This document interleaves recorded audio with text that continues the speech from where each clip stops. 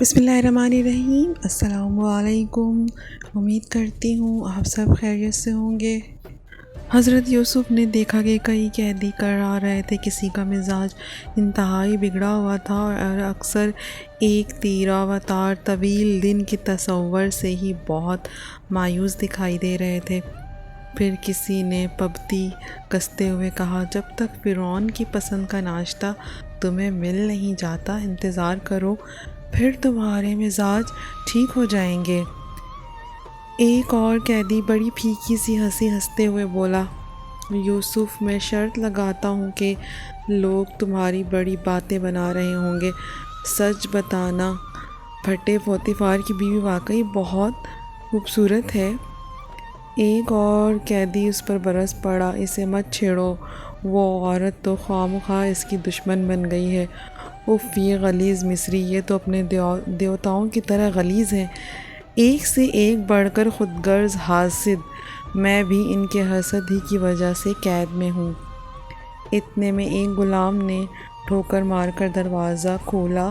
کرخت چہرے والا یہ آدمی جب اندر داخل ہوا تو اس کے ہاتھ میں بالٹی اور دوسرے میں دھیما سا تیل کا چراغ تھا، ساتھ ساتھ وہ پانی بانٹتا جاتا تھا۔ ان آدمیوں کا رویہ اس بدمزاج غلام کے ساتھ انتہائی برا تھا۔ تھوڑی ہی دیر میں اس ہال میں ایسا ہنگامہ کھڑا ہوا کہ 4 محافظوں کے ہمراہ جیل کا داروغہ آ پہنچا۔ جب اس نے اس سارے غل غپاڑے کی وجہ دریافت کی تو غلام نے اسے بتایا، میرا ساتھی بیمار ہے، میں اکیلا ایک وقت میں اتنے سارے آدمیوں کو نہیں بھگتا سکتا۔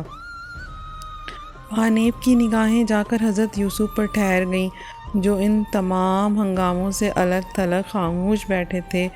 ان کے چہرے سے شرافت ٹپک رہی تھی۔ آج سے کھانا بانٹنے میں تم اس کی مدد کر دیا کرو، جیل کے داروغہ پانیب نے حضرت یوسف کو حکم دیا۔ چند ہی دنوں میں قیدیوں کو ماحول میں بڑا فرق محسوس ہونے لگا۔ حضرت یوسف ہر ایک سے بڑا دوستانہ برتاؤ کرتے تھے، وہ بڑی خوش اخلاقی سے کھانا بانٹا کرتے تھے اور ہر طرح سے پوری کوشش کرتے تھے کہ ان کے لیے زندگی کو زیادہ سے زیادہ آرام دہ بنائیں۔ وہ ان کی پریشانیوں کے بارے میں بھی ان کی ہر بات سنتے، جس سے انہیں بڑی تسکین ملتی تھی۔ خداوند خدا حضرت یوسف کے ساتھ تھا، اس لیے سارا کام بالکل ٹھیک طریقے سے ہو رہا تھا، یہاں تک کہ جیل کا داروغہ خود ان کے کام کو آ کر سراہتا تھا۔ وہ جتنا ان کو کام کرتے دیکھتا، اتنا ہی اسے یقین ہو چلا تھا کہ انہیں جھوٹے الزام میں قید کیا گیا ہے۔ ایک روز صبح سویرے سپرنٹنڈنٹ کی طرف سے ایک محافظ حضرت یوسف کو بلانے کے لیے آیا۔ وہ اعلیٰ افسر دفتر میں نہیں تھا، اس لیے ان کو انتظار کرنے کے لیے کہا گیا۔ کھڑی میں سے سورج طلوع ہونے کا منظر دکھائی دے رہا تھا۔ انہوں نے سوچا، روشنی، یہ بھی کیا نعمت ہے! خدا روشنی اور محبت کے جہان سے مجھے خوش آمدید کہہ رہا ہے۔ ایک دن میں خود بھی اسی روشنی میں وہاں پہنچوں گا، لیکن فی الحال مجھے اس جگہ جانے کے لیے تیار کر رہا ہے۔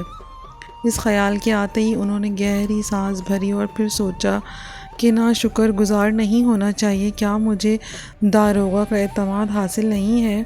ان کی نگاہیں سلاخ دار کھڑکی کے کونے پر جا کر ٹھہر گئیں، جہاں ایک مکڑی بڑی مہارت سے اپنا جالا بن رہی تھی۔ جب اسے بڑے غور سے دیکھ رہے تھے تو خدا نے ان پر واضح کیا کہ وہ بھی ان کی زندگی میں ایک خوبصورت نقش بنا رہا ہے، جو ابھی تک انسانی نظروں سے اوجھل ہے۔ ان کا کام صرف یہ تھا کہ اپنے خداوند پر پورا بھروسہ رکھے۔ جب داروغہ پانیب دندناتا ہوا کمرے میں داخل ہوا تو حضرت یوسف کے خوبصورت خیالات کا سلسلہ ٹوٹ گیا۔ محافظوں نے بڑی مستعدی سے اسے سلامی دی۔ پھر سپرنٹنڈنٹ حضرت یوسف سے مخاطب ہوتے ہوئے بولا، تم غالباً یہ سننا پسند کرو گے کہ جب سے پوتیفار کی گھریلو زندگی سے تم الگ ہوئے ہو، اس وقت سے وہاں کے حالات بہت بگڑ گئے ہیں۔ وہ بڑے معنی خیز انداز میں مسکرایا، لیکن حضرت یوسف نے اتنا ہی کہا کہ خدا انہیں خوش رکھے۔ پانیپ حیران ہوا، اس جیل میں تو لوگ نفرت اور غصے میں تباہ ہو جاتے ہیں، لیکن اس کے برعکس تم تو پہلے سے بھی زیادہ سلجھ گئے ہو۔ پانیپ دل ہی دل میں مسکرا دیا اور بولا، میں نے پوتیفار کے گھر میں تمہاری بہترین کارکردگی کے بارے میں معلومات حاصل کر لی ہیں، مجھے بھی تم جیسے آدمی کی ہی ضرورت ہے، ادھر آؤ، ذرا منشی کے کام کو ایک نظر دیکھ لو، آئندہ کے لیے یہ ذمہ داری تمہیں سونپی جاتی ہے۔ اس نے یہ سب کچھ بڑی خوش اخلاقی سے حضرت یوسف کو بتایا۔ اپنے مفاد کے ساتھ ساتھ پانیپ کو حضرت یوسف پر ترس بھی آتا تھا، یقیناً پوتیفار اسے یہاں بھیج کر بھول گیا ہوگا، اب یہ کبھی بری نہیں ہوگا، اس لیے یوسف کے ذہن کو مصروف رکھ کر اس کے ساتھ نیکی کروں گا، اس نے ہمدردی سے سوچا۔ اسی وقت ہال میں سے چیخنے چلانے کی آوازیں آنے لگیں۔